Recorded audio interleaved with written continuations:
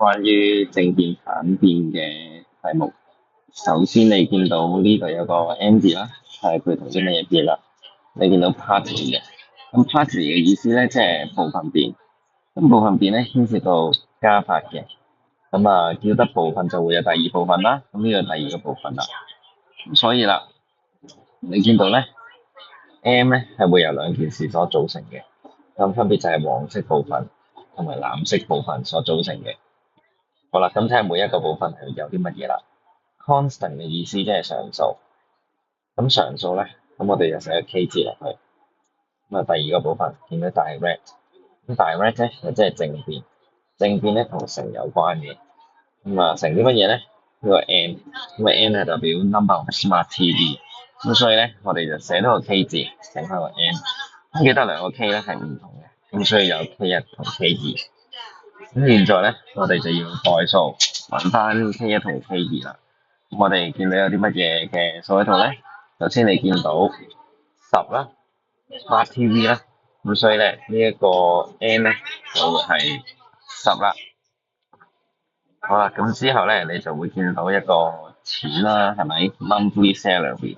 咁呢個係咩嚟嘅咧？就係 M 咯，你見到佢係同一個字樣嚟嘅。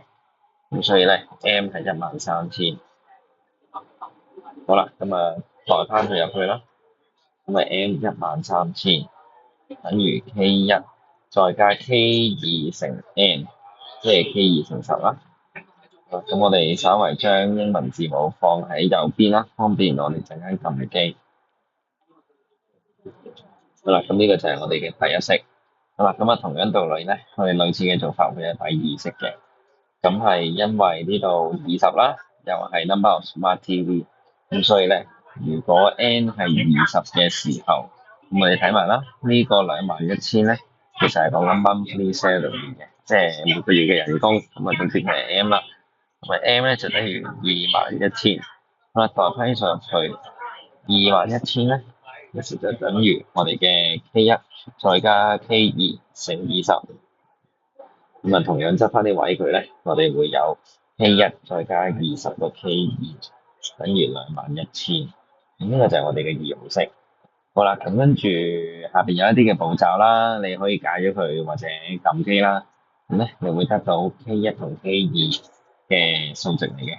咁分別咧就係5000同埋800。咁呢個你稍為解下佢或者撳下機就有㗎啦。咁所以咧，記得將呢兩個數放翻入去一開始條式，咁啊寫翻真正嘅關係出嚟。咁 M 咧就等於5000再加800個 N 啦。咁啊做完 part A 啦。好啦，咁跟住啦，到 part B。咁 part B 咧就玩乜嘢咧？Find monthly salary。咁你認得其實即係個 M 字啦。好啦，monthly salary。咁啊要揾佢啦。咁啊揾佢嘅時候就自然會俾 N 我哋㗎啦。咁 N 就係25啦，見到啦 ，Smart TV 嘅數量。咁所以啦就係 when 我哋嘅 N 等於25啦。代翻入去邊條式咧？頭先呢一條。咁所以咧 M 就等於呢個嘅5000啦，再加800乘25。好啦，咁你可以撳一撳機嘅，咁撳完機咧，我發覺25000嚟嘅。咁啊到 C part 啦喎。咁 C part 就問緊啲乜嘢啊？C part 咧就話 find the number of smart TV， 咁即係叫我哋揾翻個 N， 揾翻個 N 出嚟。好啦，咁揾翻個 N 出嚟，咁佢就會俾 M 啦。M 就係42600啦。咁所以我哋都 when M 啦，就等於42600。好啦，咁啊照代啦，代翻入去頭先嗰條式度。咁啊42600咧就等於5000再加800個 N 啦。好啦，咁咧就將個5000調過去啦，37600，因為減法啦。好啦，咁啊等於800 N 啦。咁我哋再將佢調翻800，咁我哋發覺咧 N 咧就會係47啦。